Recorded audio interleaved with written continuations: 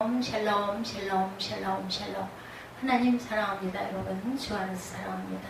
시편 43편 말씀 1절에서 5절까지 내용입니다.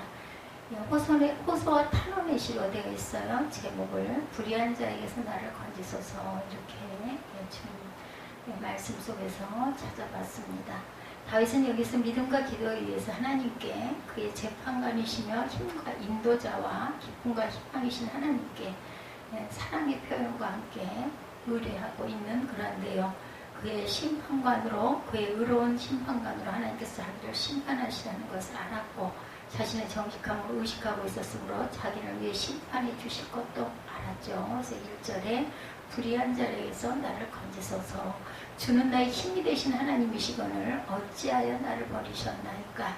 내가 어찌하여 복수의 억압으로 말미암아 슬프게 다니니까. 쫓겨다닐 때의 시인 것 같습니다.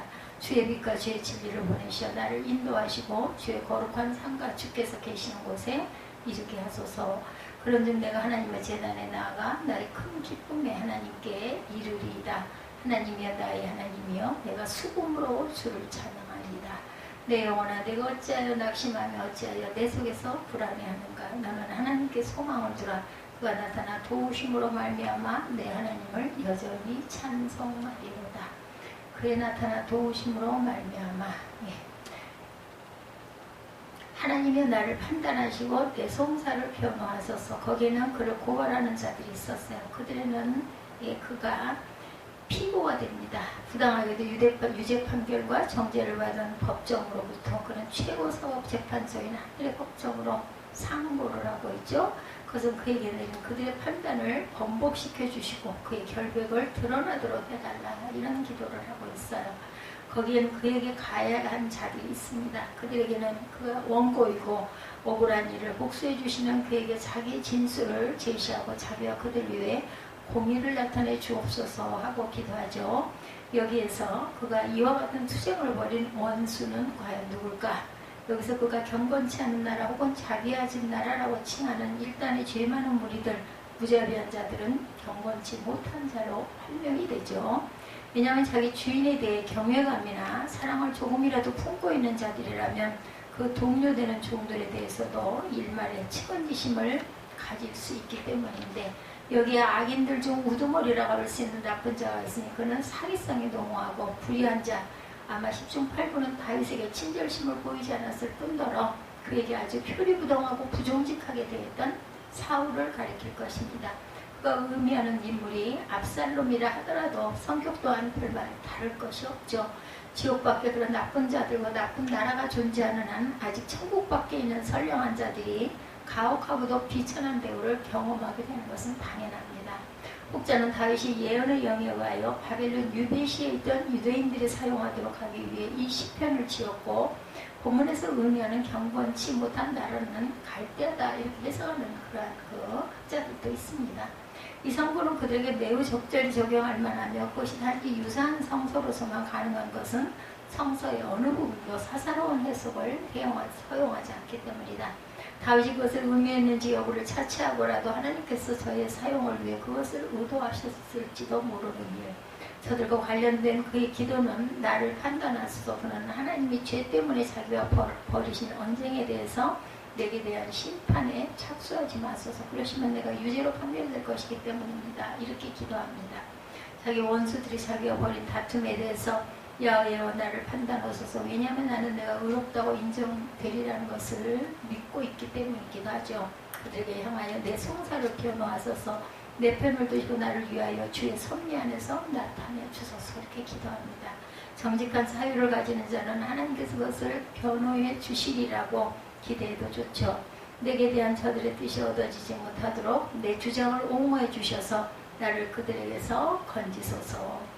비록 우리의 적들이 멸망되지 않았다 하더라도 우리가 구출되기만 한다면 우리는 그것을 우리가 송사할 충분히 변호받을 것으로 간주하지 않으면 안 됩니다. 그의 힘으로, 그의 전능한 힘으로 그의 하나님을 그는 그렇게 보고 있죠. 2절에 주는 나의 힘이 되신 하나님이시요 내 하나님이시며 내 힘이시며 내 모든 힘은 당신께로서 유래하고 당신 안에서 나는 스스로 강하게 되나이다.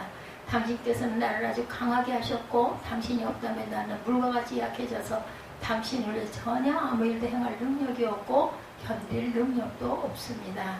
다윗은 당시 영적 기쁨이 결여된 채 슬퍼하며 다녔고 하나님의 그 힘이 되신 하나님이심을 그리하여 발견하죠. 우리가 하나님 안에서 스스로 위안을 얻지 못한다 하더라도 그에게 계속 머무를 수 있고 영적 즐거움이 부족할 때는 영적 지지를 또한 받을 수가 있습니다. 다윗은 여기서 이 일을 가지고 하나님께 탄원하죠. 주께서는 내가 나의 힘으로 의존하고 있는 하나님이십니다.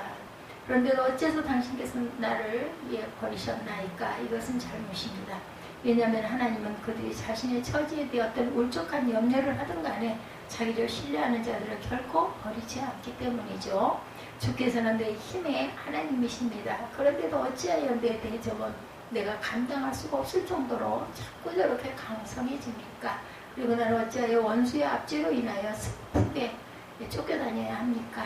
교회에 하나님의 소리하시는 전능한 능력과 화해시킨다는 것은 어려운 일입니다. 그의 모든 원수가 그의 발동상이 되는 날에는 그들과 화해가 이루어질 것인데 그의 안내자로 그의 충실한 길잡이로 3절에 나를 인도하사 주의 성산에 이르게 하소서. 그가 기도하는 내용은 하나님께서 섭리에 의하여 자기를 추방으로부터 돌아오게 해주시고 하나님의 성소가 주는 특권을 다시금 자유로이 향유할 수 있도록 길을 열어주옵소서 하고 기도하죠. 그의 마음은 자기 가족의 위안이나 궁정의 기호물이나 오랑물에 쏠릴 게 아니라 성산과 장막을 향하고 있습니다. 그는 견딜 수 있는 모든 것은 하나님의 장막만은 다시 보고 싶어 못 견딜 지경이다. 하나님의 성전이 그립다. 그의 눈에는 장막보다 더 사랑스럽게 보이는 것은 없었어요. 거기로 돌아가고 싶다는 거죠. 이를 위해서 그는 주의 빛과 주의 진리를 보내소서. 나로 하여금 이것을 당신의 은총의 열매로 얻게 하소서. 그것은 진리입니다. 우리가 행복하기 위해서 하나님의 은총으로부터 흘러나오는 선과 그의 약속에 호환되어 있는 선 이상을 바랄 필요가 없습니다. 자비와 진리는 충분하고 전부가 되죠. 하나님께서는 자기가 인도하시는 자들을 그의 성산으로 인도하시고 그의 장막에 이르도록 하십니다. 그러므로 성령의 인도하심을 받는다고 자처하면서도 제도화된 의식에 등을 돌리는 자들은 자기를 기만하는 자들이라는 것을 잊지 말아야 되겠죠. 하나님은 그의 은혜로 자신을 그의 친교하게 하실 것이고 다른 세상에도 그의 모습을 대면하고 그를 향유할 수 있도록 자신을 준비시키리라는 것을 알았어요. 일부 유대인 기자들은 여기에 빛과 진리라는 말을 구주 메시아와 그의 선구자 엘리야로 이해하기도 합니다. 이들은 구약의 기도에 대한 응답으로 오셨던 것이고 우리는 하나님의 빛과 진리를 위하여 진리와 빛의 성령을 위해 여전히 기도해야 할 것이니까 빛과 진리의 성령께서는 그리스도 신체적 현존의 결여를 보충해 주사 우리를 경건의 신비 속으로 인도하시고 하늘에 이르는 길로 안내해 주시죠. 하나님 우리 마음속에 그의 빛과 진리를 보내실 때 이 빛과 진리가 우리의 모든 기능과 기대에서 뿐만 아니라 기도에 있어서도 우리를 천상으로 인도하신다. 그리고 만약 우리가 의식적으로 그 빛과 진리를 따른다면 그들은 정령코 우리를 위에 있는 성산으로 이끌어줄 것이다. 그의 기쁨으로 그의 대단한 기쁨으로 만일 하나님께서 그를 자기의 장막으로 인도해 주신다면 그 이전 자유로 회복해 주신다면 자기가 무엇을 해야 할지를 아주 잘 알고 있습니다. 4절에 그런즉 내가 하나님의 단에 나아가겠나이다 이렇게 고백합니다. 그는 그의 지극한 기쁨이 되시는 하나님께 가능한 한 가까이 접근하고자 합니다. 여기서 우리 다음 사실을 주목할 수 있는 것, 장막에 나오는 자들은 제단으로 나아가야 합니다. 그리고 종교의식에 나오는 자들은 스스로 자격을 갖춰야 하고 그러나 특별한 의식, 아주 감동적이고도 구속력 있는 제전에 나아가야 된다. 그리고 하나님께로 가까이 나아가면 갈수록 하나님께서 더욱 우리와 밀착되게 되죠. 하나님의 제단으로 나아가는 자들은 그 일 가운데 자기들이 하나님께 나아가도록 유의하지 않으면 안 되고 가슴으로 전심으로 그에게 가까이 나아가도록 하지 않으면 안 되겠다. 우리가 의식에 참석하면서도 거룩하신 하나님께 나아가지 않는다면 거룩한 의식에 참여하는 일은 허사가 된다는 거죠. 하나님께 나오는 자들은 그들의 지극한 기쁨으로 그들의 미래의 자복으로서 뿐만 아니라 현재적 기쁨으로 그에게 나아가지 않으면 안 되겠다는 거죠. 그는 통상적 기쁨이 아닌 비상한 기쁨으로 감각과 시간의 제약을 받는 모든 기쁨을 훨씬 능가하는 그러한 기쁨이 되시죠. 우리가 즐거워하고 의기양양해하는 것이 무엇이든 간에 하나님은 그 일의 기쁨이 되셔야 한다는 거죠. 하나님이여 내 하나님이여 내가 수금으로 주를 찬양하리다. 예, 다윗은 수금타기에 아주 뛰어났어요. 그는 자기가 잘하는 일로 하나님을 찬송하고자 합니다. 하나님은 우리가 가진 최선의 것으로 찬양받으셔야 할 분이기 때문이죠. 이와 같이 찬송받으셔야 할 마땅한 것은 그가 최선의 분이시기 때문이다. 5절에 결코 쇠하지 않으실 소망으로 내 영혼아 내가 어찌하여 낙심하며 내 속에서 불안해하는가. 너는 하나님께 소망을 두라. 그가 나타나 도우심으로 말미암아 내 하나님을 여전히 찬송하리로다. 그래서 다윗은 전처럼 자기의 낙심과 낙담에 대하여 자기 자신과 언쟁을 벌이는데 제가 그런 것들에 굴복할 것이 나빴다고 자인하며 그렇게 할 만한 이유는 없었다고 자백합니다. 내 영혼아 내가 어찌하여 낭망하는가.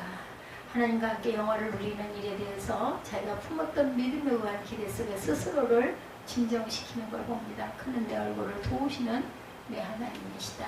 고백으로 끝을 내죠.